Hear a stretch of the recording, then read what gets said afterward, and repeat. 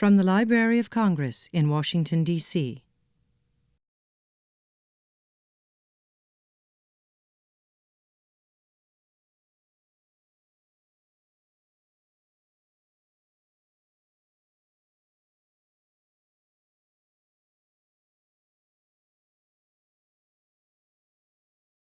Good afternoon. I'm Barbara Tenenbaum. I'm the curator of the J.I. Kislak Collection in the Rare Book and Special Collections Division in the Library of Congress. I'm also the specialist in Mexican culture, but that's not why I'm here at the moment. Today I have the privilege of introducing to you Dr. Miguel A. Bretos, our Kislak long-term scholar who will be speaking on the connections between Florida and Cuba. But I want to say a word about Dr. Bretos before I begin this introduction, which is because I didn't know whether I could say anything about this. I didn't know whether Dr. Bretos wanted to keep this to himself, but since he left his lovely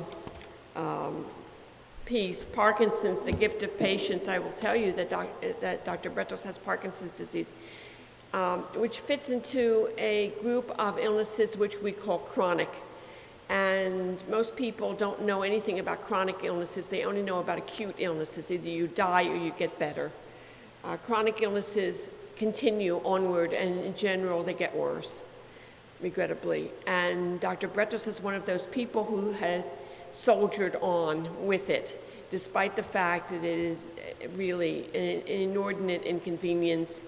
And that's putting it mildly. It affects every moment of every day that he is around, but we're glad that he is around and that he's been with us working in our library. He won't be able to give the talk himself, unfortunately, but he has a wonderful research assistant in Nicole Gomez who will present his work today. He was born, Dr. Bretos was born in Matanzas, Cuba. He has a BA from St. Bernard College, an MA from the University of Nebraska, and a PhD from Vanderbilt University.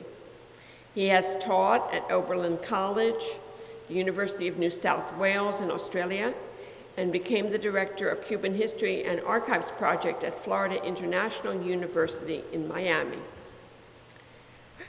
From 1987 to 1989, he was a visiting professor on the Faculty of Architecture at the Universidad Autónoma de Yucatán. In 1993, he was appointed distinguished professor at the William Patterson University of New Jersey. In 1994, Dr. Bretos' career was transformed when he was hired by Secretary Michael Heyman of the Smithsonian Institution to be his counselor for community affairs and special projects. As a result, Dr. Bretos established the Smithsonian Center for Latino Affairs, which is still going strong at the Smithsonian. He served also as interim director of the National Postal Museum and as a senior scholar at the National Portrait Gallery, from which he retired in 2007. He is the author of 4 books, including one that came out just last year, Matanzas, the Cuba Nobody Knows. For some of us are fortunate, we do know Matanzas, lovely place. Today, his talk is entitled Cuba and Florida, Exploration on a Historical Connection, 1539 to 1991, and will be given by his research assistant, Nicole Gomez. Are we ready? Can we proceed? We can proceed. Do you want to say a few words, Dr. Bretos? Good. So I present to you Dr. Miguel A. Bretos.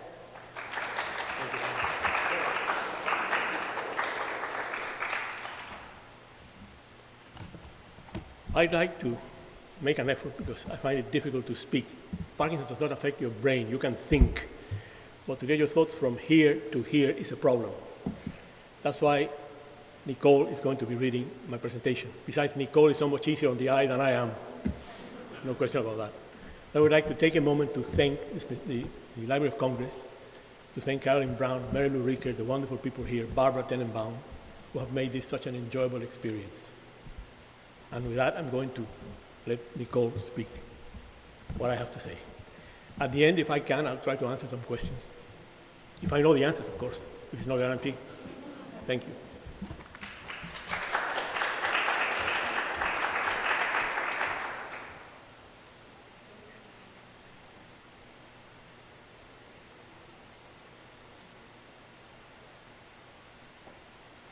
Okay, I think we're ready. This year,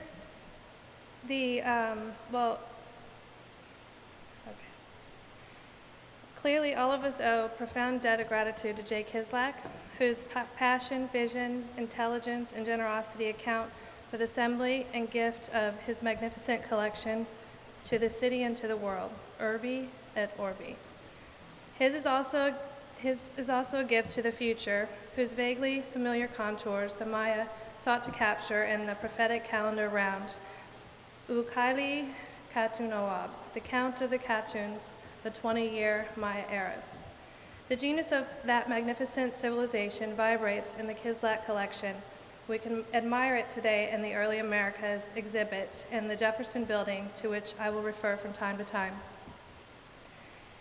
And I would be remiss not to express my thanks as well to two esteemed and admired colleagues, Arthur Dunkelman and Barbara Tenenbaum, the former and current curators of the Kislak collection at the Library of Congress. And thanks to you, ladies and gentlemen, for being here on a day so special to so many for so many other reasons. This year, the Easter and Passover seasons essentially coincide, so let me begin by wishing you the very best and sharing with you a neat Easter tidbit about my home state of Florida.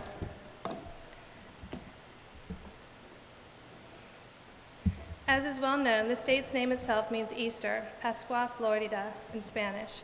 It was chosen by Juan Ponce de Leon, who sighted its shores on Easter Sunday back in 1513. Ponce sailed from Puerto Rico and may have brought along the first Puerto Ricans to the U.S.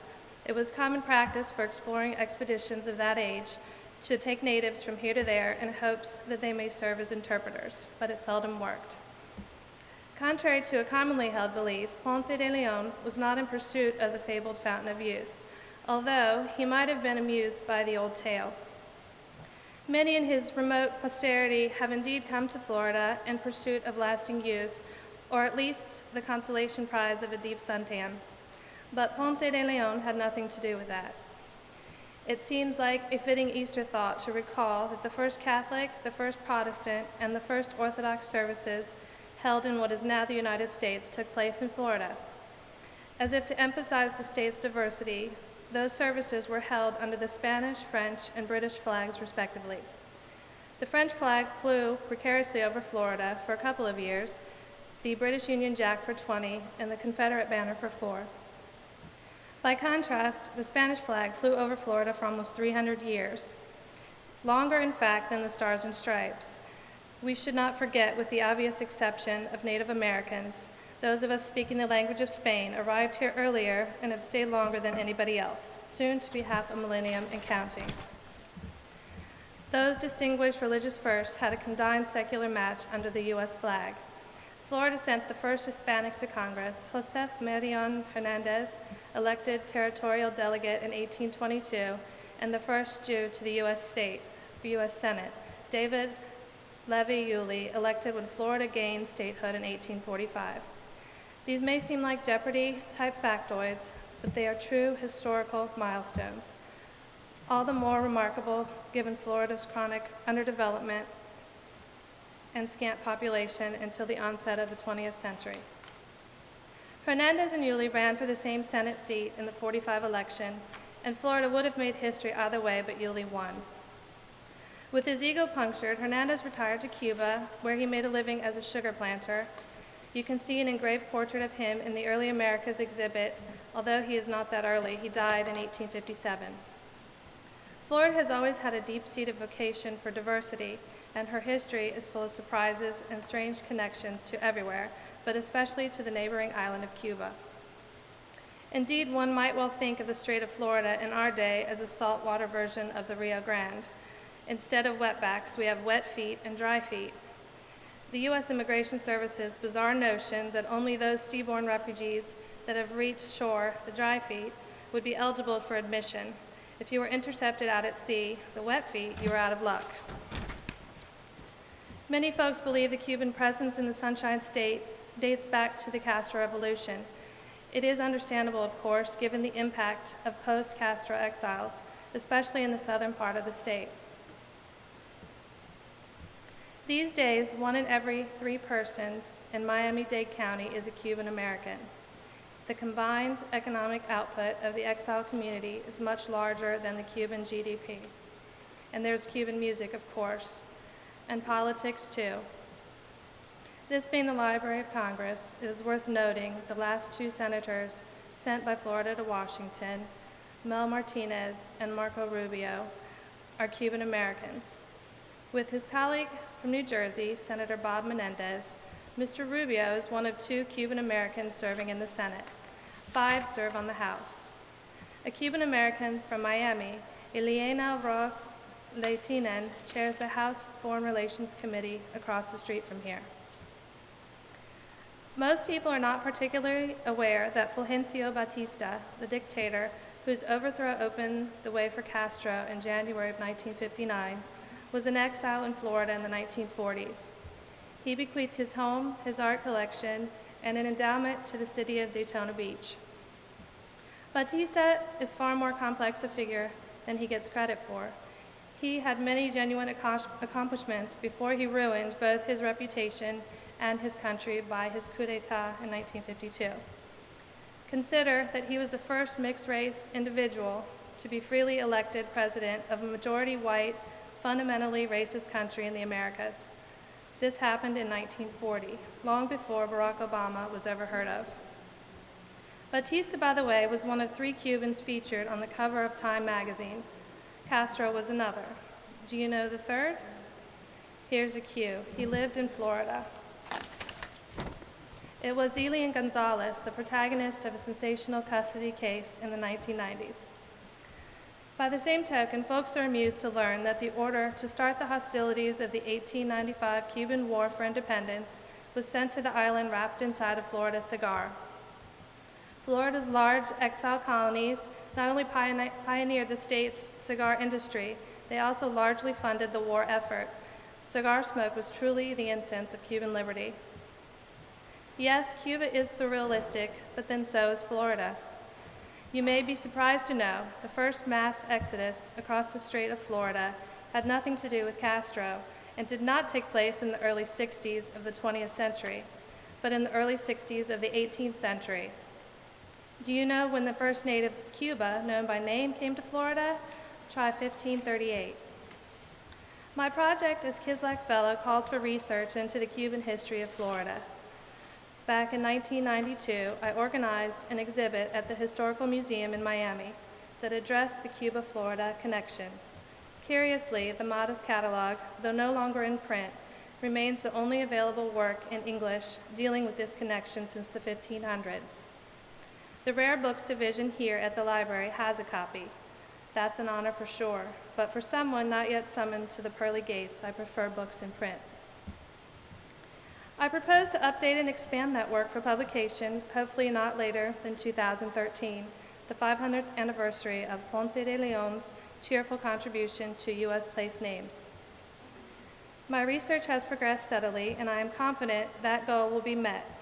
Of course, if we're hit by an asteroid or something on December 21st, 2012, disregard anything I say. But if not, you'll have 3 more shopping days until Christmas, enough to order the book if it's out by then. I'm also pleased to report that in my first 2 months at the library, I was able to finish 2 additional works in progress: a book-length study of conflict in Cuban history entitled From Taino Spears to Soviet Missiles, 5 Centuries of Cuban Conflicts, and a history of the Cathedral of Mérida, Yucatan, Mexico, entitled Mérida, Biography de una Catedral. The Kislak exhibit has a great Taino display. In the former book, I argue that Cuba's strategic location has been a mixed blessing at best.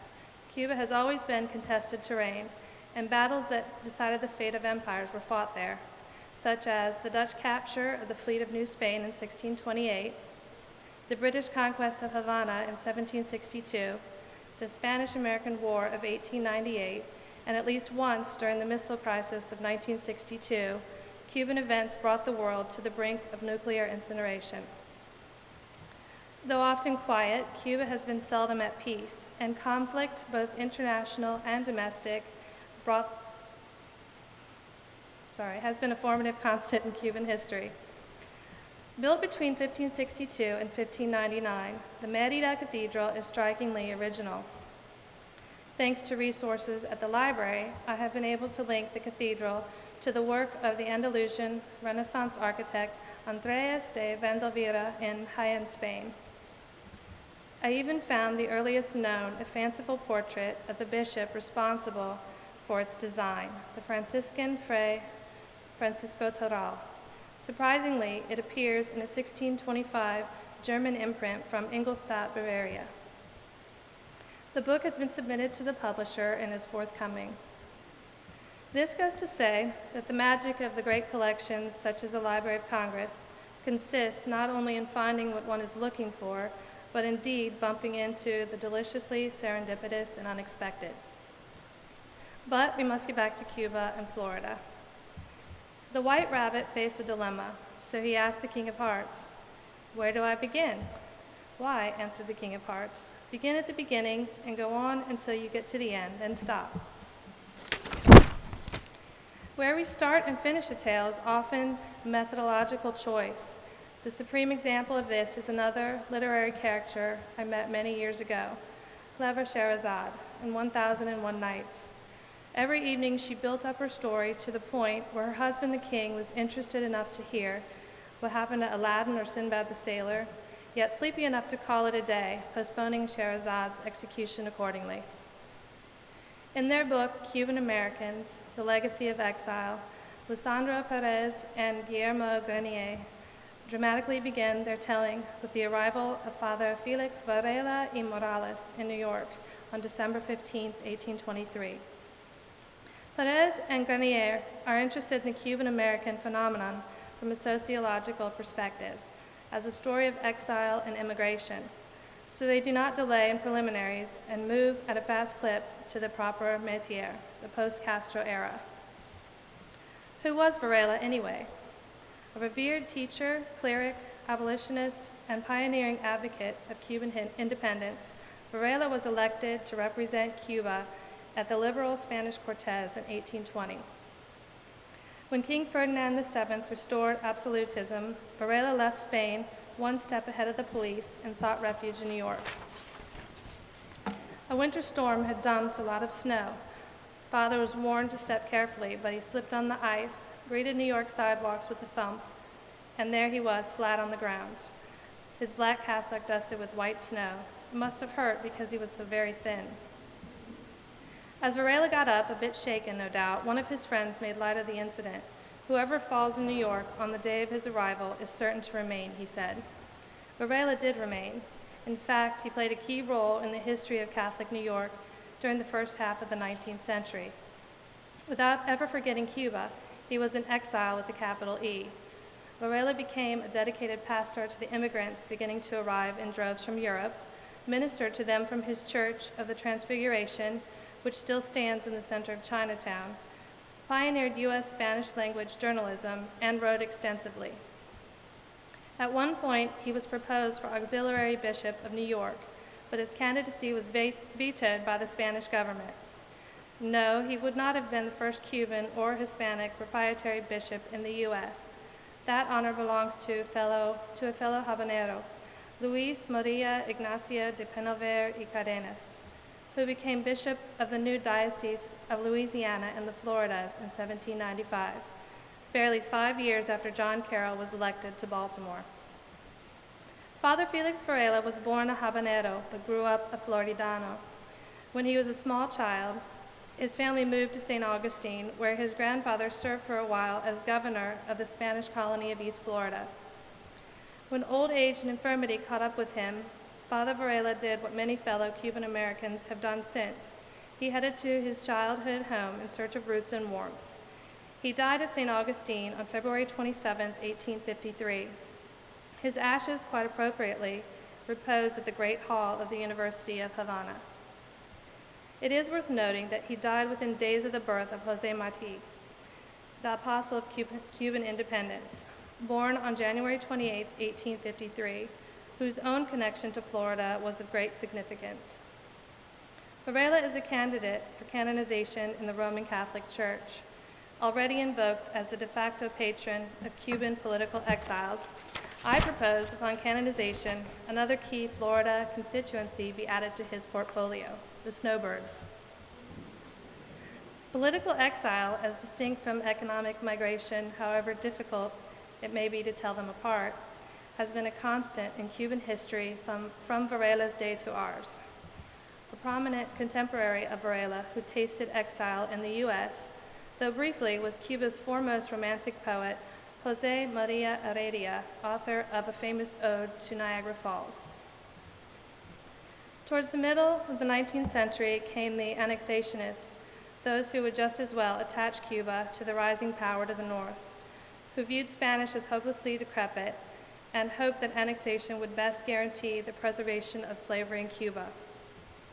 They wanted an encore of Texas and tended to hang around in the slaveholding South in places like New Orleans, where they concocted filibustering expeditions to the island. Former Cuban annexationists later on served in the Confederate armies. Annexationism led nowhere but left as its legacy Cuba's strikingly original flag, a marriage of the Masonic apron and the Republican tricolor. As if to emphasize the significance of exile in Cuban history, it was designed, sewn, and was formally unfurled and saluted for the first time in New York City in 1849. The next wave of political exiles came in the wake of the first Cuban War for Independence, the so-called 10 Years' War of 1868 to 1878, and the years that followed. Heavily commingled now with just plain folks in search of better jobs in the emerging cigar industry of Key West and Tampa, their impact on Florida was substantial. Finally, there was a series of immigration tsunamis that washed upon Florida shores after 1959, which changed the face of the state and have arguably made Miami what it is today. The Cuban-American story, however, is much more than one of exile and immigration. It is something far more deeply woven into the very fabric of the American experience, long before the 13 English colonies existed, let alone the United States. Cuba and Florida in particular are conjoined by a structural relationship that extends all the way back to the 16th century. In fact, Florida makes a cameo appearance in Cuba's national coat of arms. There's Cuba on the top, the key to the gulf between Florida and the Yucatan. My own telling of the centuries-old Cuba-Florida connection must begin then, and it is but fair that it begins also at seaside. Not the icy dock where Varela set foot in New York, but the warm beach at Casilda in southern Cuba, from where Hernán Cortés sailed for Yucatan in 1519.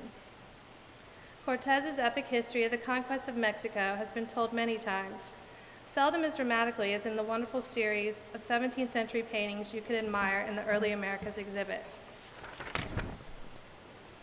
Incidentally, a few days ago, April 17th, marked the 50th anniversary of an event that would profoundly mark the histories of both Cuba and Florida, the Bay of Pigs invasion.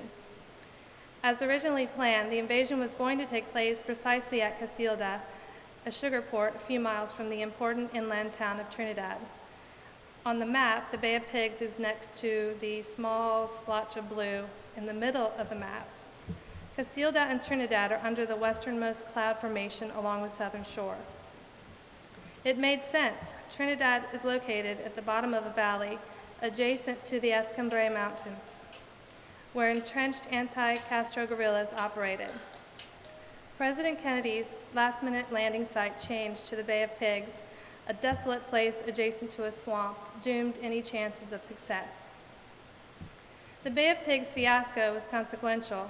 It set the stage for Castro's consolidation, launched a massive exile, and a few months later led to the Cuban Missile Crisis. Cortés fared much better.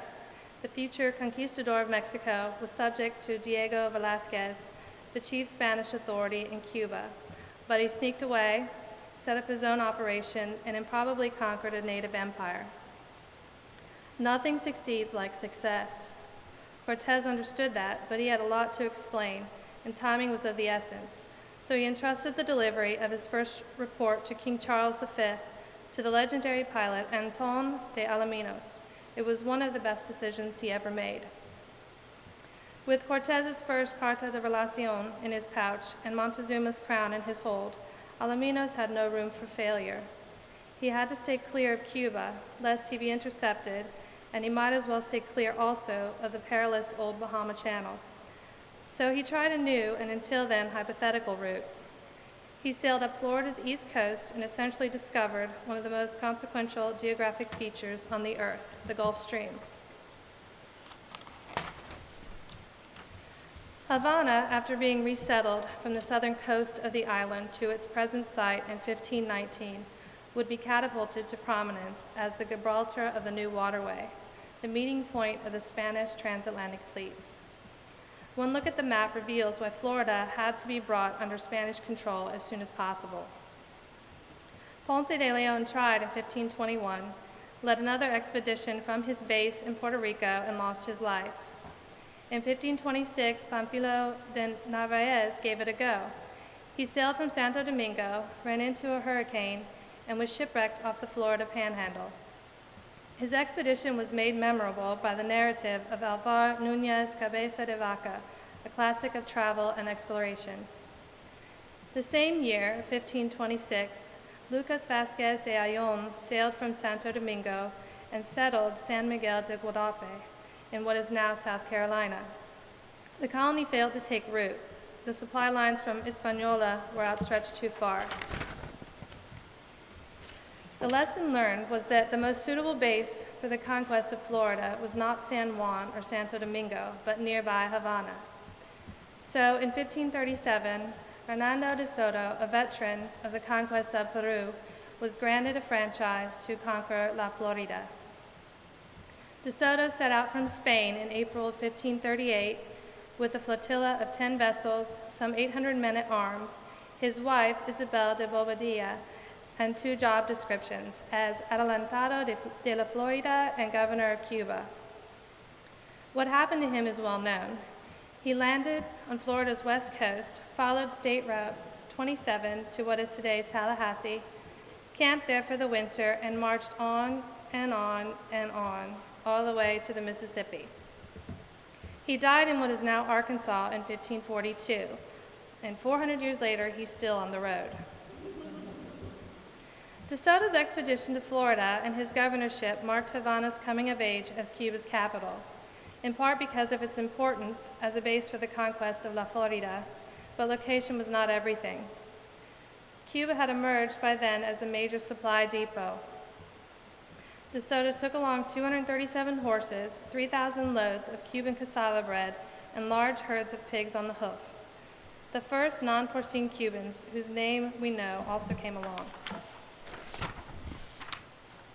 In his History of Florida, Garcilaso de la Vega tells us that Pedro Moron, a native of Bayamo, could smell fire at a distance of more than a league, and often during the discovery of Florida, without having seen a flame or a smoke. He told his companions to be prepared since there was a fire nearby. He was a fine swimmer and was accompanied by his friend and compatriot, Diego de Oliva, a mestizo who was likewise a native of the island of Cuba. Early in 1523, with Spain and France at war, a French privateer boarded a Spanish vessel carrying Cortez's second shipment of treasures from Mexico. Like the first shipment, it made history as well. It was the first Spanish cargo from the Indies to fall in the wrong hands. This serendipitous event launched a period of intense interest in the Spanish New World by previously excluded others. This ranged from the crowned heads of rival powers to all sorts of seaborne riffraff. You can read all about those sea rovers in Alexander's Excomming's History of Caribbean Sea Rovers, as an impeccable first edition of which is on view at the Kislak exhibit. In 1555, a French pirate, Jacques de Sorez, burned Havana. De Sorez's religious affiliation, he was a French Calvinist or Huguenot, added a particularly bitter note. Most of the marauders were Protestant, or in the Spanish argot of the day, Corsarios Luteranos. the threat of pirates would turn key Caribbean outposts like Havana, Veracruz, and Cartagena into veritable fortresses. Anyone who could read a map could not help but realize Florida's intrinsic strategic importance, especially the eastern shore of the peninsula. The main sea lane from Havana to Spain ran just offshore. Someone who especially appreciated this was the Huguenot Admiral of France, Gaspard de Coligny, who organized the colonizing venture to settle Florida's east coast with fellow Protestants in 1561. Coligny recruited Jean Ribault to lead the venture. He set sail for Florida on the 18th of February, 1562, with 150 colonists on board. He landed near the mouth of the St. Johns River, set up a stone marker with the royal arms, and sailed north to Parris Island in present-day South Carolina, where he settled a fort with 28 of his men and sailed back home for supplies and reinforcements. Ribault ran into difficulties in Europe, and things went from bad to worse at the fort. Starving and desperate, the stranded colonists rigged a boat and sailed away. Reduced to cannibalism, a group of sorry survivors were rescued by an English ship in the high seas. Among the survivors was Jacques Lemonnier de Morgues, a gifted draftsman of who we will hear further. A second expedition under René de Laudonnière arrived at the mouth of the St. Johns on June 22, 1564. Laudonnière made friendly contact with the local Timucuan Indians, who showed him the pillar left behind by Ribault 2 years earlier, which the Timucuans revered. Laudonnière settled a new foundation, Fort Caroline, near the site of first contact, and left a small garrison there while he explored further. There is a magnificent visual testimony of all of this in the work of Jacques Lemonnier de Morgues, whose remarkable images of the French colonizing efforts, engraved by Theodore de Bry, remain one of the most stunning visual documents of New World history. Archaeologists have long searched for Ribault's pillar, and this is what happened to it. When Diego de Mazariegos, the governor of Cuba, got wind of French activities in Florida, he sent a vecino of Havana, Hernán Manrique de Rojas, a citizen of quality and trustworthiness, to dislodge the French. He did not encounter the main French force, but came upon the lightly guarded Fort Caroline, where he took prisoners and found a large pillar of stone with the royal arms of France, the monogram CR, and the year 1561, which he carried off to Havana. With the French active in Florida, Spain's Philip II had to act. Florida could not be lost.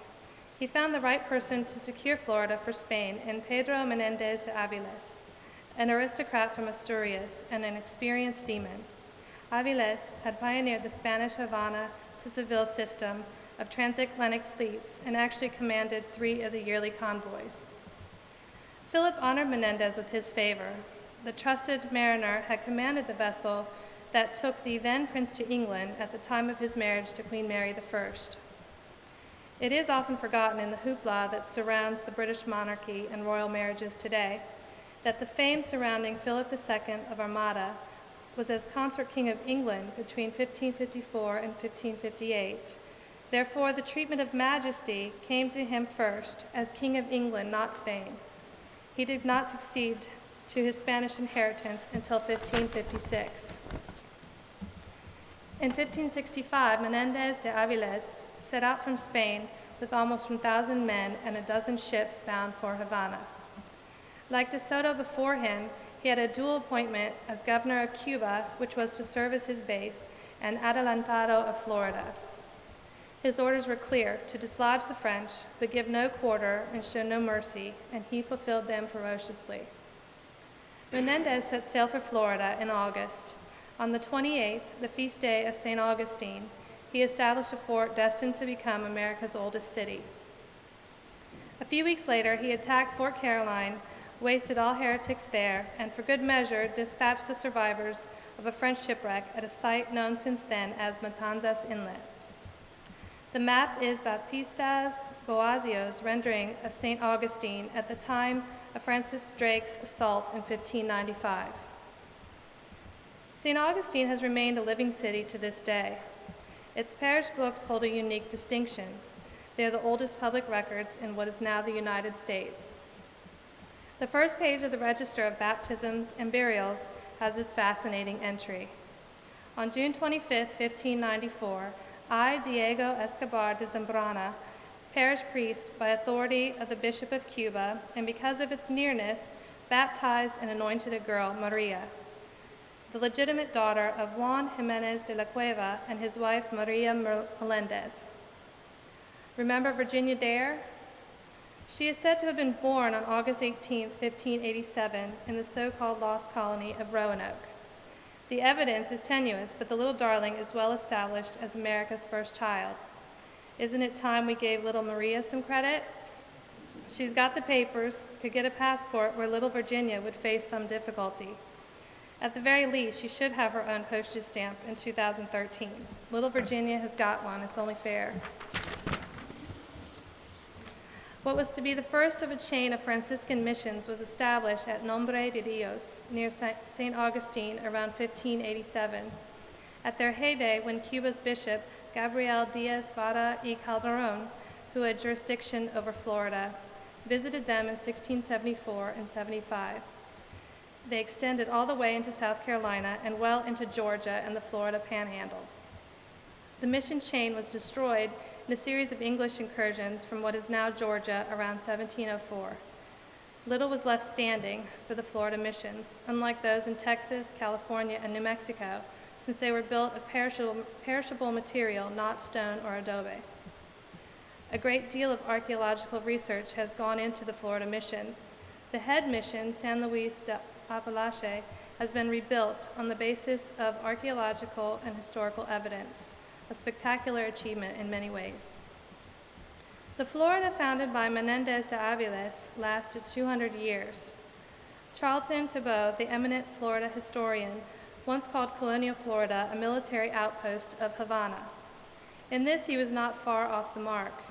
It was a military outpost in the sense that Florida's garrison reported to Havana, and San Marcos Castle at St. Augustine was built as part of Havana's outlying defenses. It was designed by Juan de Ciscara Ibanez, Havana's military architect. What was true in a military sense was true also in an administrative sense. Florida was run from Havana.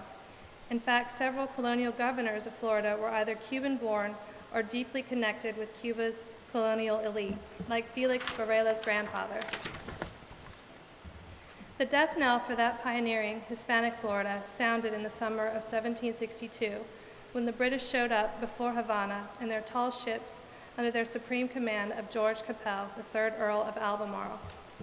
The fleet included 47 ships of the line and over 150 auxiliary vessels, carrying over 20,000 men. The invaders almost demolished Punta and Moro castles and took the Cuban capital, but it wasn't easy. Havana held out over 2 months, the time it took the invaders to breach the walls of the bravely defended Moro castle. The invaders lodged some 6,000 bomb hits on the city and lost just as many men, mostly to disease. As it turned out, the defenders had control of the air and aviation of sorts that could deliver deadly warheads. Havana's secret weapon left its victims with a high fever, excruciating pain in the joints, and more often than not, the victims met their creator amidst pools of blackened vomit. To their misfortune, His Britannic Majesty's forces had arrived in Havana at the height of summer, when swarms of mosquitoes greeted the morn and the sunset with their annoying whistles and their lethal doses of misery. Many a British man in uniform would never see again the white cliffs of Dover, melting away instead into red Cuban clay. Once installed in Havana, the British requisitioned St. Francis of Assisi's Church for Anglican Services. The building thereby acquired the honorable distinction of becoming Cuba's first official Protestant church, but it became somehow permanently defiled in the eyes of pious Habaneros, a sort of architectural collaborator, never again to be fully trusted with one's soul. When Albemarle commandeered the church, he came head-on against Havana's flesh and blood version of Moro Castle, Cuba's feisty bishop, Pedro Agustin Morel de Santa Cruz. Morel could be expected to protest what to his eyes was a sacrilegious profanation, but beyond that, he displayed a talent for passive resistance and downright obfuscation. With his patience exhausted, Albemarle thought of just hanging the bishop, and good riddance. He thought it better, however, and had the prelate deported to Florida instead. A British detail showed up at Morell's residence one day at 6 in the morning, found him sitting down for breakfast. When he told of their mission, the prelate grabbed onto his chair and refused to budge. So sturdy British Marines carried him, chair and all, to the waiting ship. The bizarre procession wound its way to the docks, to the astonishment of early rising Habaneros. The Florida where Morell arrived as an exile within his own diocese had approximately 5,000 inhabitants under Spanish control. The territory extended from the Atlantic to the environs of Mobile Bay to the west. The former chain of Franciscan missions running from central Florida into the Panhandle had long been abandoned, their Native American people either enslaved or scattered. Most of the Hispanic Floridanos gathered about the two permanent settlements of St. Augustine and Pensacola. Of course, it would be presumptuous to go into much detail here in the presence of my colleague, Michael Francis, who is a true expert on Florida's mission history. The Kislak collection includes many wonderful items. Possibly the jewel for Florida mission history is the Pareja Spanish Timucuan Dictionary, with its delicious engraving of a native at confession, his soul battling with demons. The fall of Havana meant radical change for both island and peninsula. For almost complete isolation, Cuba was dramatically inserted in the tissue of British imperial commerce. Slaves thus far could be obtained at cut-rate prices. A Yankee presence in Cuba dates to the period of the British occupation. On August 2nd, 1762, 11 ships arrived in Cuba from the north with a total of 2,000 troops.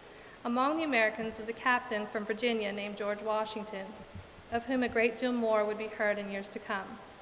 He was the first president ever to visit Cuba.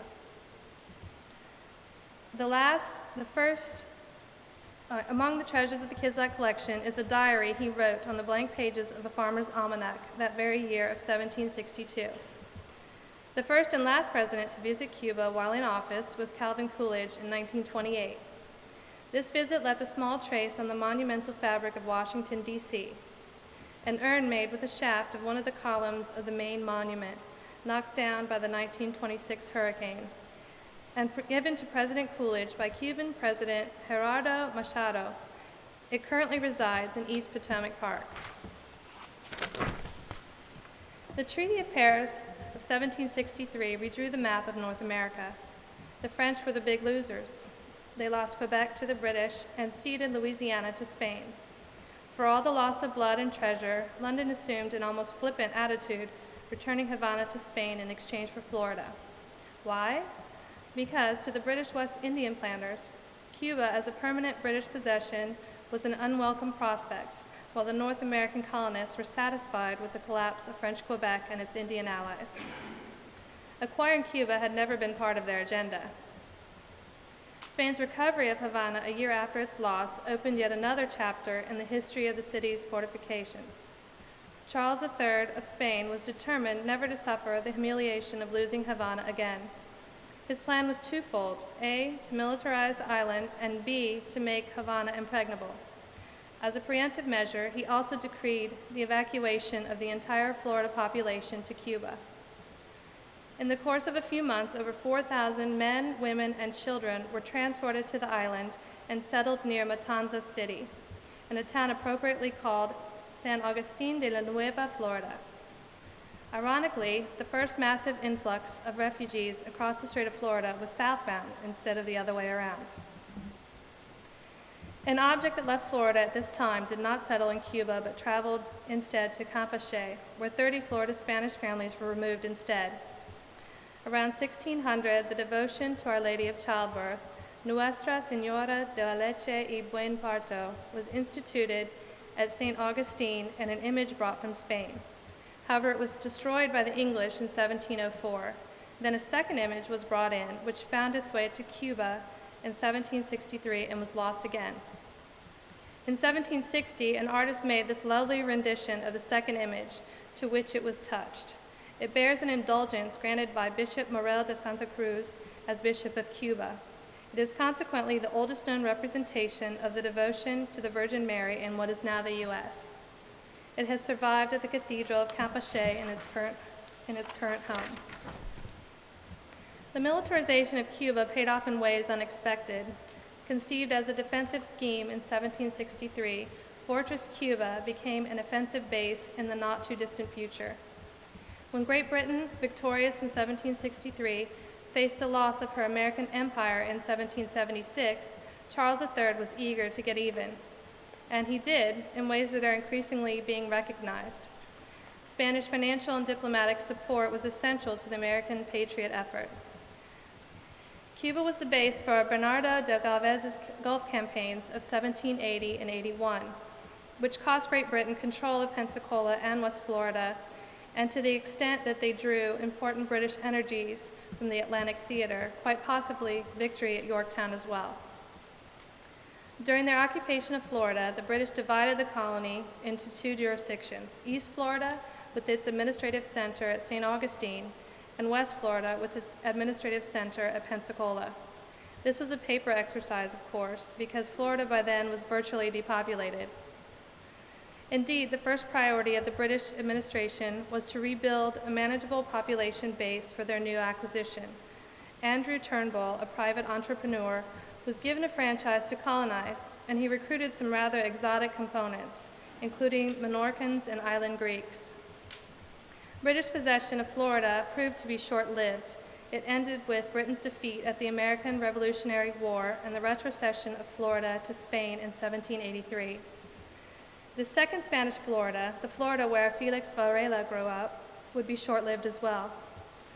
Having ceded Louisiana to France in 1802, from whom Jefferson bought it for a song in 1803, there was little incentive for Spain to keep Florida, which was essentially sold to the U.S. in 1819. Of course, the Cuba-Florida connection did not cease, it just moved to other arenas. It was a new century and a new beginning. If time were not pressing, we could go into some details about the new configurations of the Cuba-Florida relationship. Before surrendering Florida to the U.S., King Ferdinand VII of Spain took care of making numerous very large land grants in Florida to Cuban subjects. Resolving the issue of Spanish land grants, which had been guaranteed by the 1819 treaty between the U.S. and Spain, was one of the problems of early American Florida. I have left out Martí, which is unforgivable, of course, and Florida's role in Cuba's struggle for independence beginning in 1868. The epic story of the Florida-Havana cigar industry must remain to be told another day. Perhaps if you're interested enough, I could try that on you some other time. Maybe like Sherazade, you will let me live another day. But not before leaving you with the following. Facing up to and celebrating our rich Hispanic and Cuban legacy has always been a hard sell in the United States. Ignored and maligned, that old and fascinating history has been hard to discern as a key part of the narrative. Years ago, when Bob Martinez, recently elected governor, was presented at a Miami audience where I sat, he was introduced as Florida's first Hispanic governor. No sooner had Mr. Martinez taken the podium than he corrected the MC. "Forgive me," he said, "I am Florida's 62nd Hispanic governor, after Menendez de Aviles." Governor Martinez had a point. Let us take a look at the stamp issued by the U.S. Post Office to commemorate General Bernardo de Galvez's campaigns in the Gulf Theater of operations during the War of the American Revolution. Do you notice anything striking about him? While you ponder about that, let me tell you briefly what he did. In 1777, he was governor of Spanish Louisiana. When Spain declared war on Great Britain in 1779, taking advantage of nearby Cuba's state of military mobilization, Galvez took Mobile in 1780 and Pensacola the following year, effectively putting an end to British Florida. He was preparing to take back Jamaica when the war ended. Spain valued his services so highly that he was subsequently made a count and appointed Viceroy of Mexico. Yet Galvez remained outside of the American historical narrative until recently. He is still no household word like Lafayette. History buffs may note the peculiarity that the stamp commemorates the 1780 Battle of Mobile instead of the later and decisive Battle of Pensacola. But there is something far more important. On the stamp, General Galvez is generic. He has no face. Galvez, of course, did have a face. Frederick Binkard Arts, scholar of the Renaissance and an esteemed colleague, many years ago used to say that history is quite useless, but for one thing, it lets you look at the future without panic. I would add that it also lets you look at the past in the face. But how can you do that when the past has no face?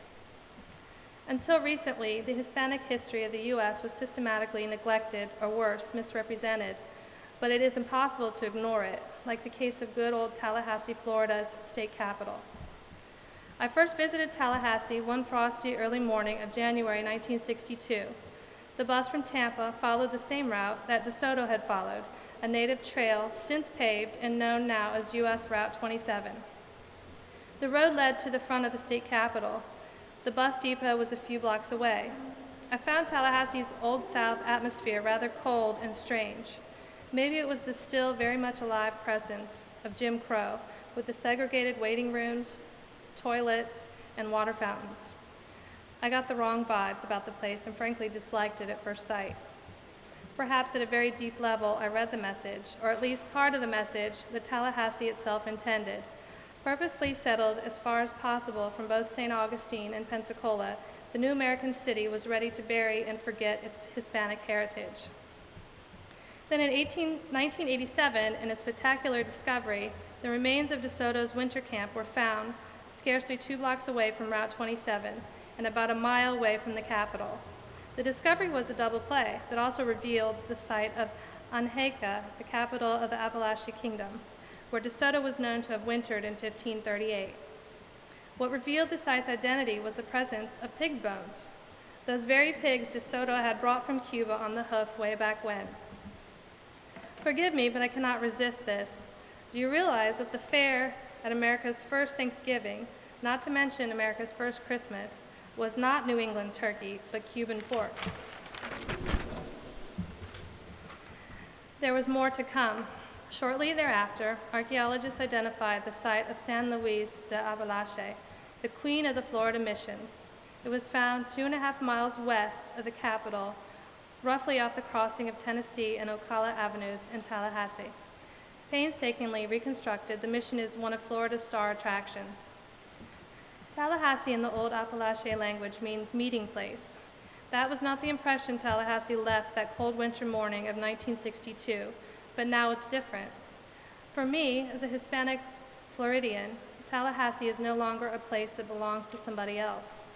Discovery of the city's rich historical layering has changed its fundamental meaning.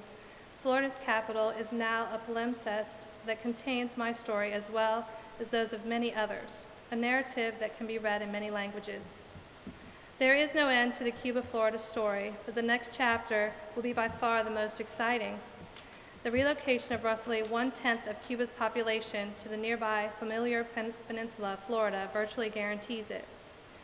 It will be difficult to find a more sincerely and patriotically American group than Cuban Americans, and Cuban Floridians are no exception.